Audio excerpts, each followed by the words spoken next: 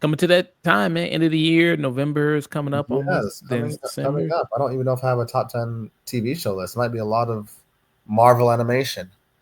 That's a segue. Yeah. Hey, I might as well talk about it. Hey, so let's do it, man. Get into this Marvel Zombies there. Marvel Zombies is the latest Disney Plus series there. And what this is focusing on is kind of like a spinoff of the animated series that they done What If, which we did a review for if people wanted to check it out. And we did a review of that. So yeah, they did an episode with the zombies in there, and then I guess people liked that so much they decided, hey, let's do a whole series about it. And this is a 4 episode mini series there.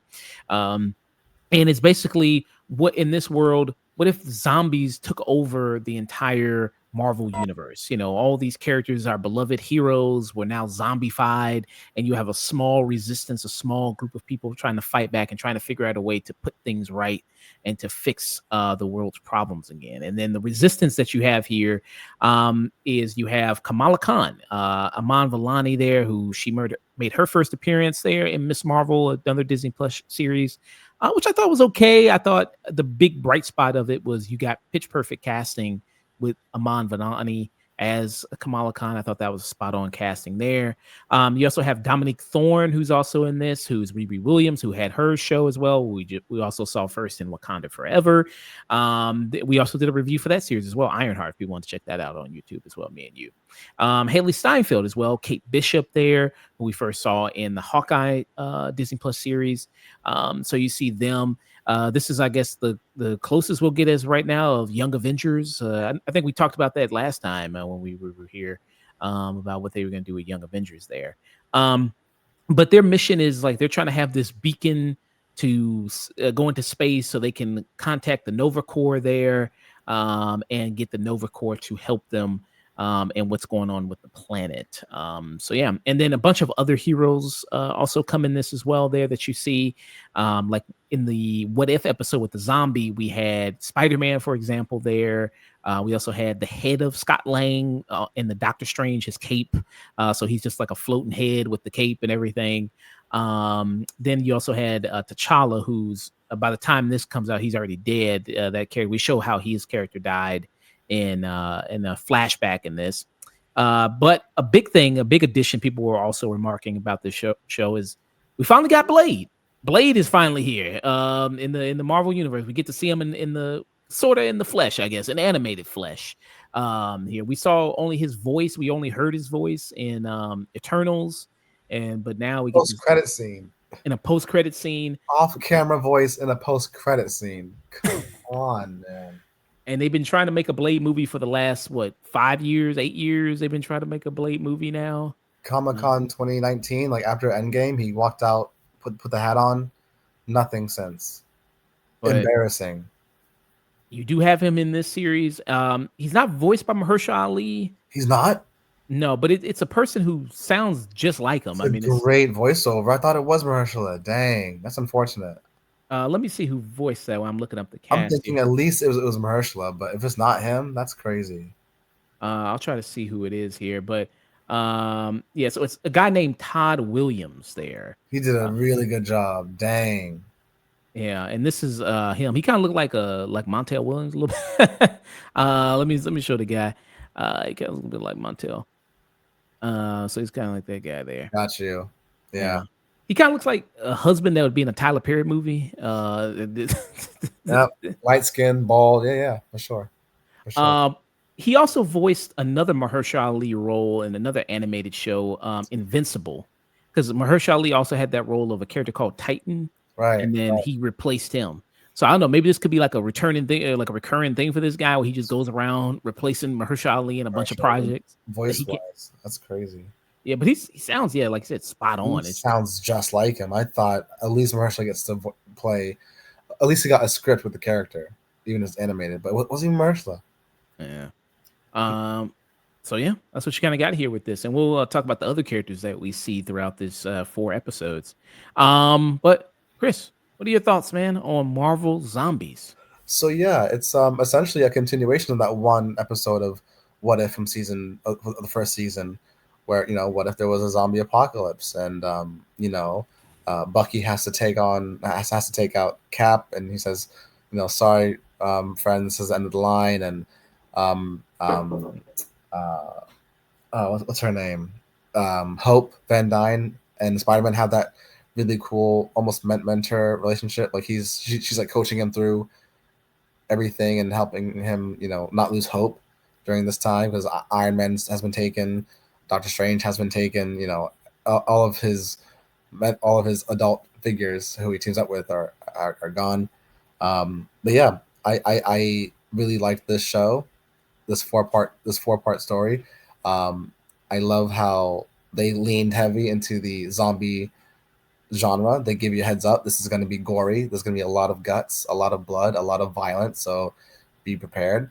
And I believe this is, I want to say, the third Marvel MCU animated series, or MCU adjacent, between What If, Spider Man, Friendly Neighborhood Spider Man, and now this. I think this is the third one, if I'm not mistaken. I believe that sounds correct. Yeah. Yes.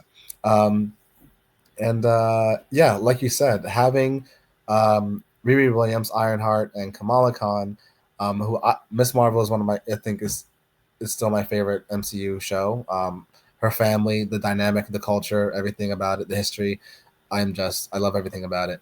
Um, it's like it's that and Loki season 2 for me. And then Kate Bishop, Hawkeye, just having these two characters together, like the chemistry and just where they play off each other, the way you can feel that Kate Bishop is, you can feel that Kate and Riri are the oldest ones in their early 20s, and Kamala is the one who's still like they did a good job at really establishing that dynamic, even though it's in the heart of a zombie apocalypse. They don't hold anything back, no matter which characters you love the most. No one is safe. It's very Game of Thrones that way. Mm. I wasn't expecting certain characters to go, especially the way they went. I'm like, oh dang, oh okay. Like she's not even a zombie. She's just gone. She's just eviscerated. Like okay.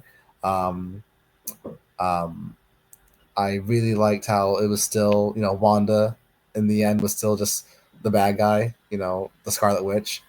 Um, and yeah, I love this linear story, because what if is like kind of like Star Wars Visions. It's just a bunch of anthologies that don't Mm. really lead to anything. At least this was a 4 part story with a lot of emotion, a lot of investment, especially for me, who I love the character Kamala Khan. Um, I love the characters that they introduced, and the way they were used, like Valkyrie, how Asgard was kind of this safe haven from everything that was going on, because they're deities.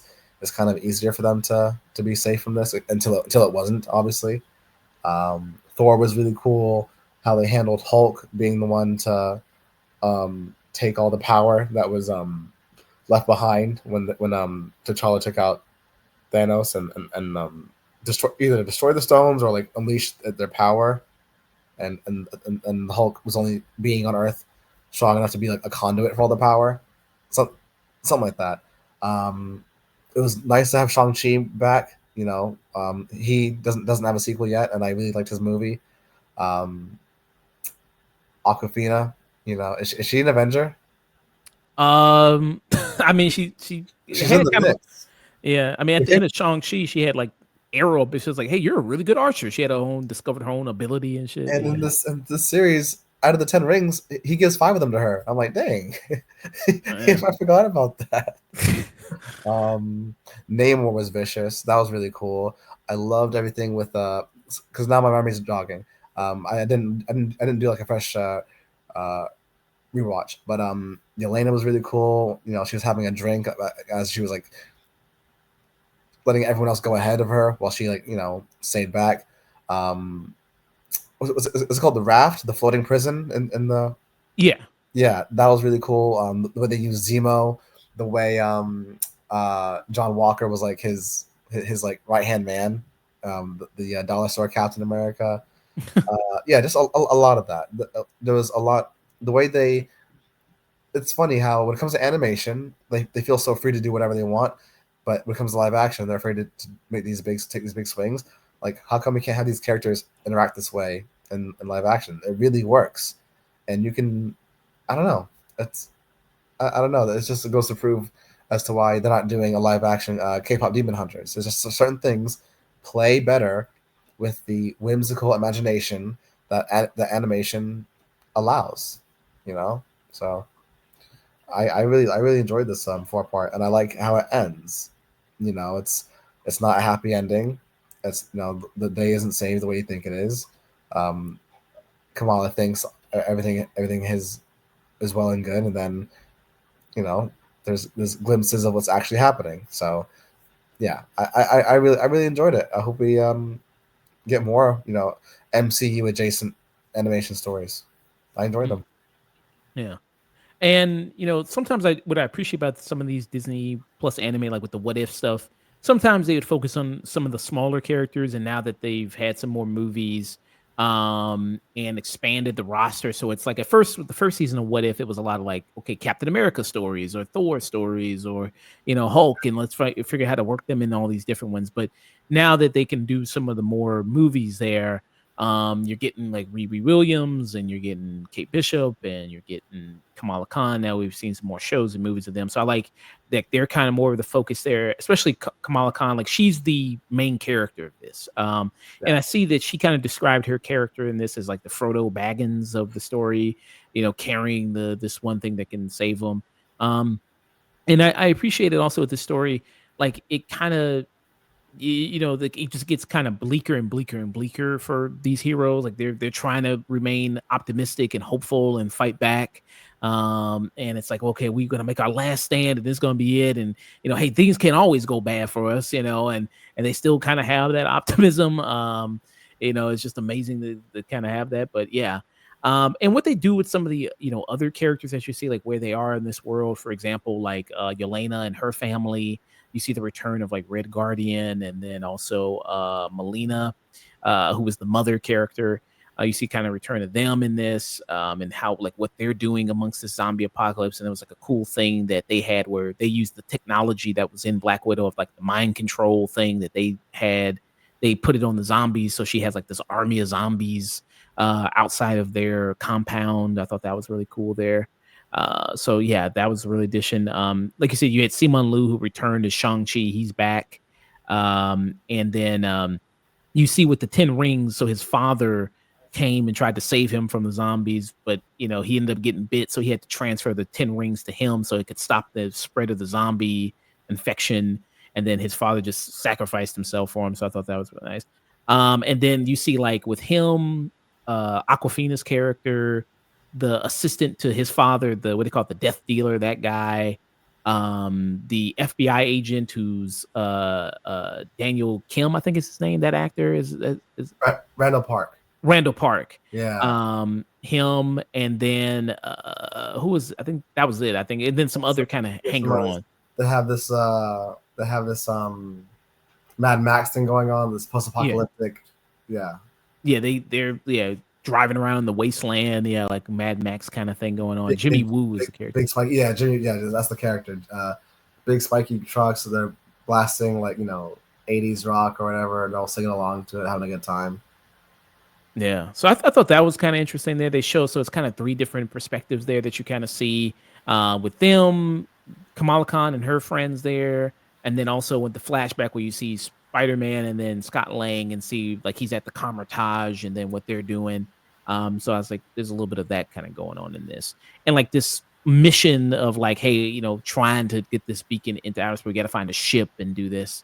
So I thought that was really good. And you mentioned like the bloodiness, the brutality of it. Mm. That's also a big thing in here, in this series as well. Like if you watch it, I showed a clip of it with the trailer. Like you see zombified Namor, and he's just ripping apart people, like cutting Yeah. people in half and splitting them open. Just flying through them. Yeah, popping them like balloons. It's crazy. So many people. Yeah. How do you think Namor and the people of Telokan got infected? Like, who was the first one to get bitten? Who brought the zombie disease to the depths of the ocean? Oh shit, sorry. Uh yeah, I don't know. I mean, that's interesting because they don't show how he got infected there. Um, but yeah, that is kind of interesting. Since they don't really communicate any with the outside world as far as we saw. Um, and I Like, think it has to be Namor who was bit first and brought it to his people because like he's the only one on the surface like that. yeah. So maybe, yeah, maybe it was him there. Because like the events of this series, like what we're seeing is like because Riri, I think at this point has not met the Wakandans yet. So this was before the events of Wakanda Forever. And then I think Kate Bishop hasn't met Hawkeye yet. So this is kind of the events of before things like that. So it's interesting. Yeah, like you admit. Um how we did end up getting bit there. But yeah, like his zombified version there was pretty terrifying there as well. So it's like no matter where these people go, they'll always be there. Like like the zombies are so well coordinated because they have Wanda, who's the queen of the dead, who's controlling all the zombies. She also has like a general who's Okoye, who's like the general of the zombies, who's she's using her staff to like do the taps and then send out waves of zombies and all the command. I thought that was pretty nice there. What you think about a lot of that stuff in it? I loved it. It hurts to see Okoye, be taken in that way, and but that's what happened in the first What If episode. She was one of the ones who got bit. Um, I love how at first we see is her name Melina?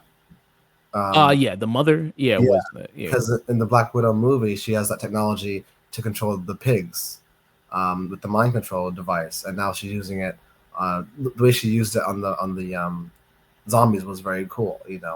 Just using her brain and her intellect, but of course that can't overpower magic. Because magic has no rhyme or reason. It's just magic, especially when you're the Scarlet Witch and you use chaos magic. You know, so you can just bend reality to your will. No matter what this device does, she can just snap her fingers and their eyes go red, and they're back on fighting for her.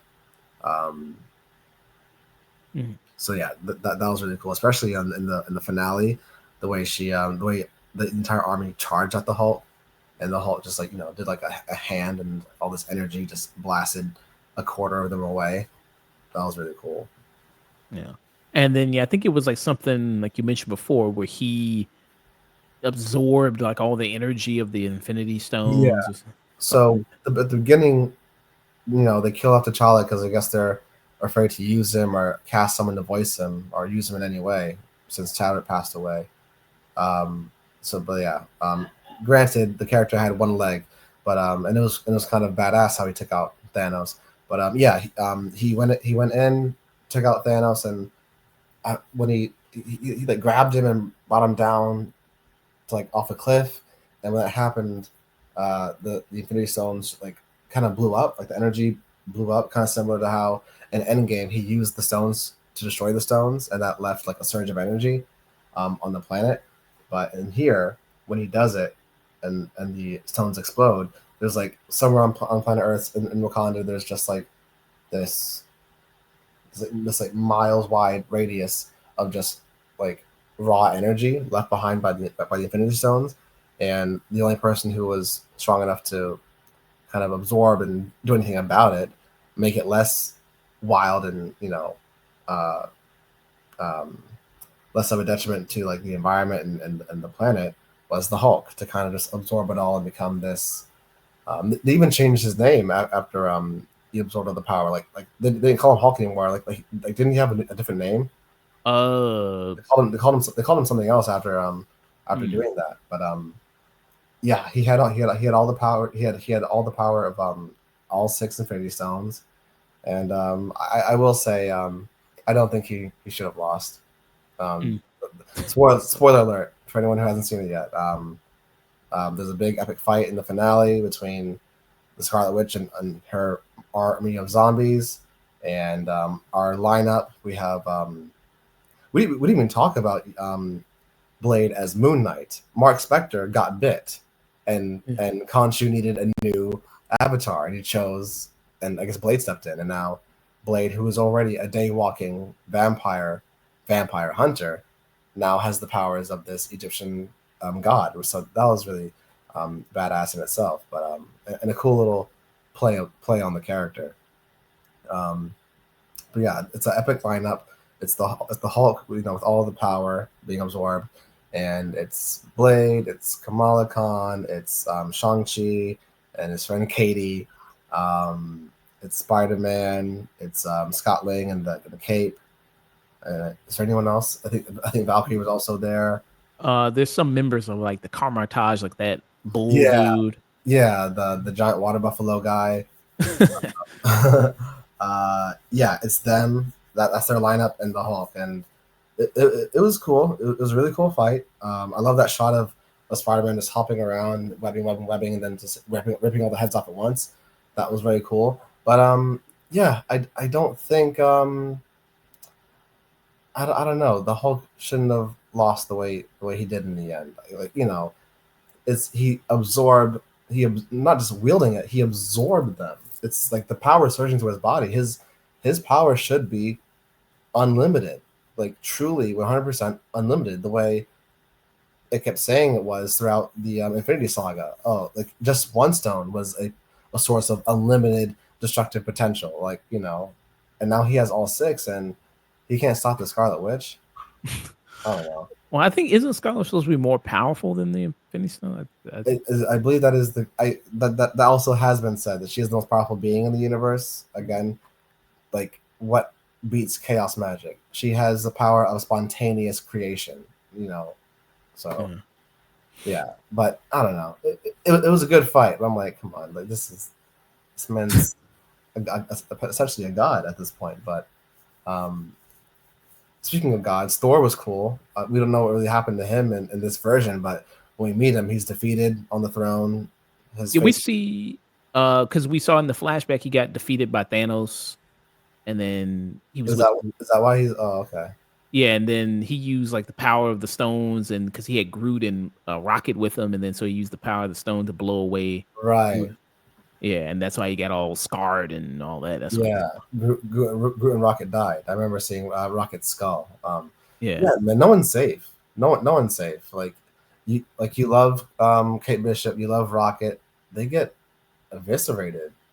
Like not even turned to zombies. They get like yeah. Yeah. Yeah. Because like when there's a moment Thor becomes zombie Thor, then he comes in the battle, and Yeah. then he just And like it's lightning strikes people. And then they just it is cool because the lightning is now red because of he's now on Wanda's side. So that was kind of cool seeing him like dart through the sky with like red lightning and then crash down. Um, and then again, a classic Thor versus Hulk showdown. That was really cool. But it ended the way it should have with Hulk winning. Just saying. Um, yeah, I, I I really liked it. I get it because of the story itself, because it is Marvel Zombies. It has to end with the zombies winning in some way. But as a fan, as an audience member, I had hope. I had hope. hmm. And then at the end, you see that so Wanda seems like her main mission, like she doesn't care about the beacon because like they eventually do go to the Asgardians and they have a ship and they go into space and they go like, okay, this is our chance. We finally got. We're going to space. We're gonna do it. Thor sacrificed himself so they can get out of there. And when they get there, Nova's like, no, you ain't going nowhere. Nova's already there. Yeah. They were going to call them to help them with the infestation. Nova's already there. We're keeping you guys here. Like we're you guys are like zombie or not, you guys are the infestation, and we're trying to keep you guys on this planet. Don't leave the planet. We don't want zombies in outer space. We don't want zombies anywhere else. So that was like a really soul crushing and defeating moment because that was the whole mission, to call for help. Help has been there, sitting and watching everything happening. I'm pretty sure they get blasted out of the sky. I'm pretty sure there's some casualties from that interaction. Oh no, they're crashing and Kamala does her crystal cocoon thing. Yeah. Yeah, And then that's when they get snatched up by the people from Carmartage. They with the right, portals and everything. right. The portals, exactly. But yeah, so it was basically like in 28 weeks later or 28 years later, you find out like, oh yeah, basically a lot of the other countries are keeping London there. It's like, okay, you stay there because y'all deal with this shit. Yeah, Y'all all said we don't want it to come to us.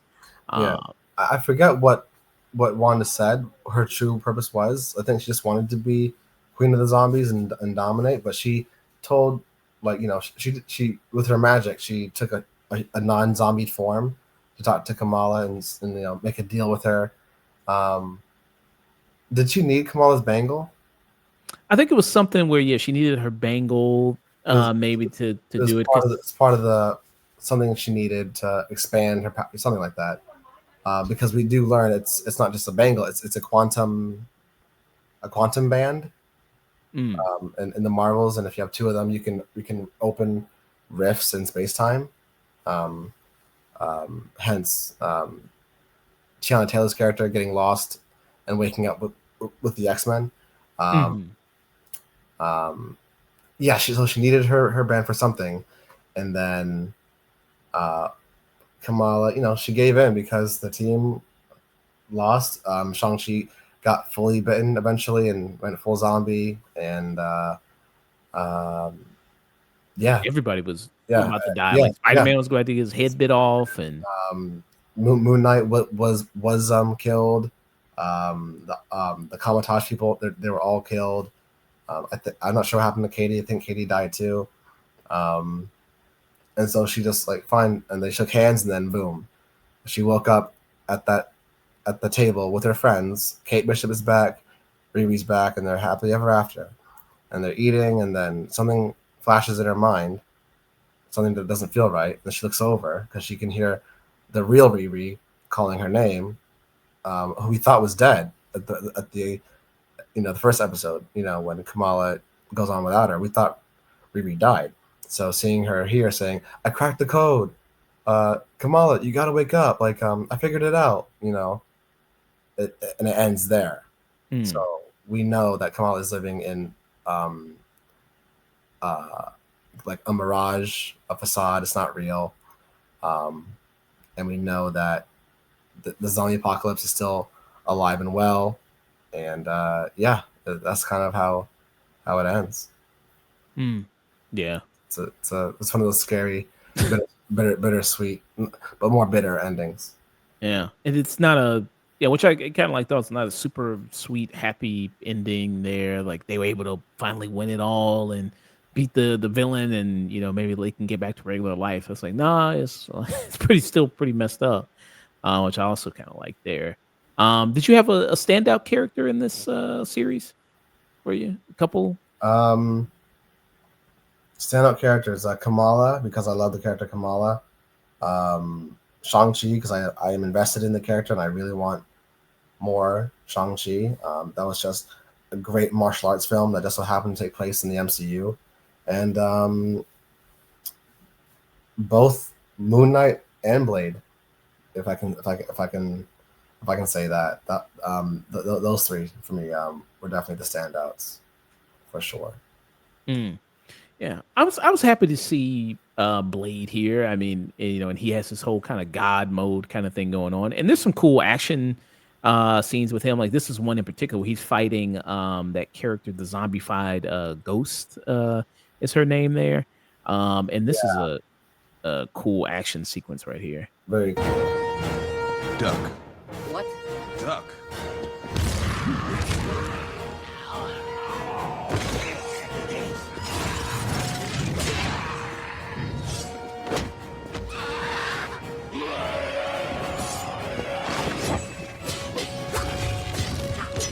I don't know, and he kind of moves like Blade, how he did in Blade 2 a little bit. Yeah, yeah.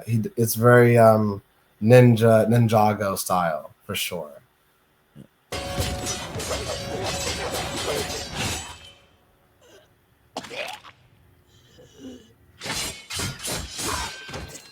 Whoa. Clean. Yeah.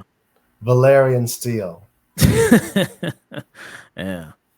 So that was a cool moment there. He's able to do that because he's got the whole, senses and because of his vampire power. So they Vampire powers, Egyptian god powers. Yeah, man, that's a double whammy. That's like he would be like in terms of power and skill, he's a more suitable avatar than Mark Spector. Yeah. Much like before Conchu, he was just a mercenary. He could fight a little bit, had good aim.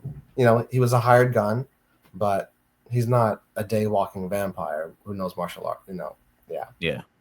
yeah. He's got mental illness. He's got that on He's his. got three different personalities up here. Man, he needs help. He Yeah. needs help. Any story that was the saddest to you? Any kind of death that hit you the hardest? Any moment like that? That's an excellent question.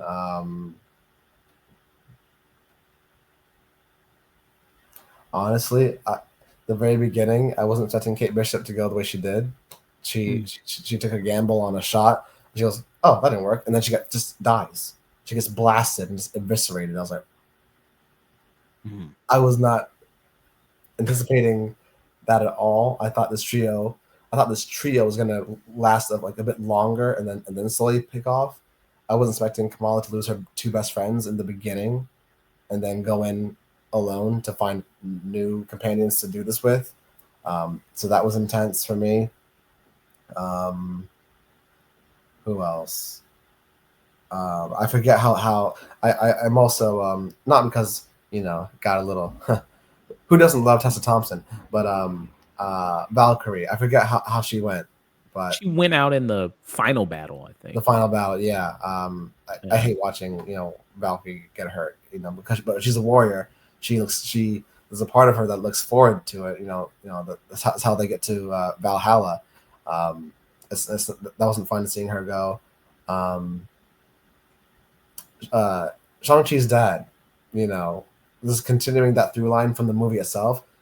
No matter how cruel and violent he has been throughout the centuries, because he is over 1,000 years old, he still has a heart. And he still has love for his children. And when he sees that before he gives Shang-Chi the rings, he goes, "Oh, you soft-hearted fool! Like that's how you got bit. But now I got to do this to keep it from spreading." I love how the rings keep it from spreading. The power of the rings keep the. I like that detail. I thought that was really cool. And then immediately he gets taken and goes. So yeah, Kate Bishop, Valkyrie, and Shang-Chi's dad. Yeah, that was Shang-Chi himself. Yeah, just characters who I am a fan of and attached to. Definitely Mm. not easy to watch them go. Yeah. What hit me, I liked a lot of stuff with the Yelena's family, like seeing them go. I thought that was pretty sad. Yeah, again, that was a great one too. I Yelena as well. And Alexei, he really, he's such a what do they say, like a golden retriever. Like he is such a he really strives to do the right thing. He really wants to be a hero, and any iteration of him, whether it's Black Widow, Thunderbolts, or this, he wants the recognition and love that Steve Rogers gets. That's all he wants, and he does any opportunity he has to be a hero. He takes it. So and also, even though they were a spy family, they're not blood relatives. Alexei is a loving father. Mm. He's a very loving father, and again, the voiceover work by David Harbour is really great. Whether it's Thunderbolts or here, the way he's like calling for Yelena and his daughter who he loves, his baby, his youngest daughter. It's powerful stuff, and I love how Yelena is just so cool and cold and Russian. She's just one for me, one for my friends. Pours out on the floor. More for me. I'm like, oh, she's such a cool badass. She's so cold and in the best way. Um, um, yeah, yeah. Uh, Definitely adding Yelena into like the deaths that hit the hardest because she just yeah she went out like a G. She was tough. Mm. What will be your final thoughts rating for Marvel Zombies? I just really love that it's a four-part story with one singular through line. I liked What If. And some episodes did continue in later seasons, similar to Star Wars Visions, which is very cool. But I liked that this told a singular story. I really enjoyed it, and it's fun. It's really fun seeing these characters who we all know, well established in the MCU, being played with in this way. Um, it's It's still part of the whole what if thing. So we're in the sandbox playing around with these characters, putting them in different situations, forming teams we never thought we'd get because, you know, the MCU, as we know, as of this year, is in trouble. None of the films, I think, made a profit in at the box office. None like every film, like three movies this year, they all lost to Superman. Superman did better than all these movies, you know, and this is after years of DC trying to, you know, keep up with Marvel. Um, so, you know, and they had to scrap the whole Kang thing. This Doomsday thing looks really, really scary.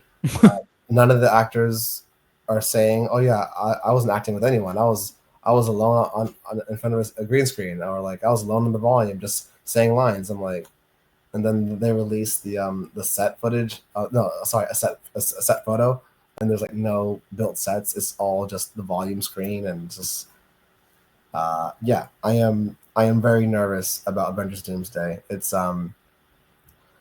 you know, Ryan Coogler for Wakanda Forever had to pivot big time because the sequel we got was not the sequel he originally planned. Obviously, he was not aware that Chadwick was sick, but he pivoted in the best way and made something still work for me. I really enjoyed Wakanda Forever. I don't know if the Russo brothers are able to do that. I don't know if they're able to pivot away from the Kang dynasty storyline and do this Doomsday thing when there's been no setup for this character beyond Fantastic Four, and he's supposed to be the new big bad of the MCU. But the only big bad that was set up is Kang, Quantumania, and Loki, and just everything they've set up with this whole multiverse thing. You know, so it's a really big pivot, and I don't know if they're gonna pull it off, but we will see. I love the way these Marvel MCU adjacent animated series play with the characters and just make it look easy. Yeah. So we'll be right in there. Would you tune in or Um, peek? Definitely tune in. It's you know, 'tis the season. Halloween is at the end of the month. If you have any investment in these characters, if you're up to date with the MCU, then there's something definitely in this show similar to What If that you can have fun with and appreciate. Mm, okay. Yeah, I mean, 4 episodes, so it's short, it's quick, it's sweet. This little adventure that kind of they go on there. I do like what they do with some of the characters there. Some of the characters we haven't gotten seen a whole lot of yet of the in the MCU. Still not a huge fan of the animation there, but I think with the zombie fight effects, they do some kind of brutal stuff there with it and some kind of cool, dismemberment and heads exploding. Like there's one thing they do with Namor that's kind of really cool. So that's Yeah, that's kind of fun to watch. Some of these characters kind of die like that. Um, and I think this kind of bleak type story is pretty fun for in a kind of a weird way. Pretty good change of pace for something for the MCU there that people can look as like, hey, this is different than what we've done before when they've done before.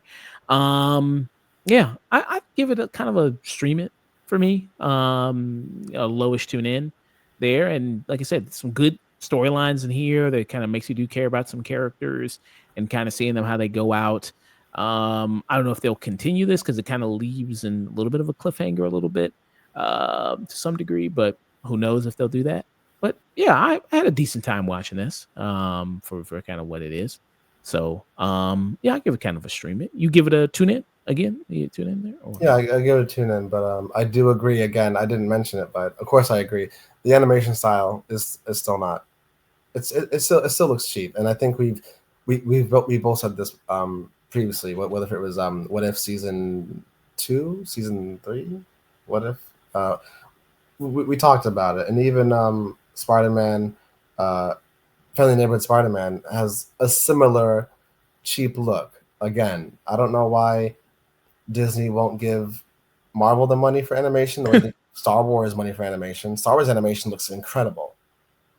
Like whether yeah, it's Visions, Bad Batch or season 7 of the Clone Wars, Star Wars animation looks incredible because Disney gave them like this increased the budget. It looks fantastic. I don't know why they won't do it for Marvel. Marvel within recent years has done better for them than Lucasfilm. I'm just saying. Hmm. Yeah. So that was our thoughts. Marvel zombies there.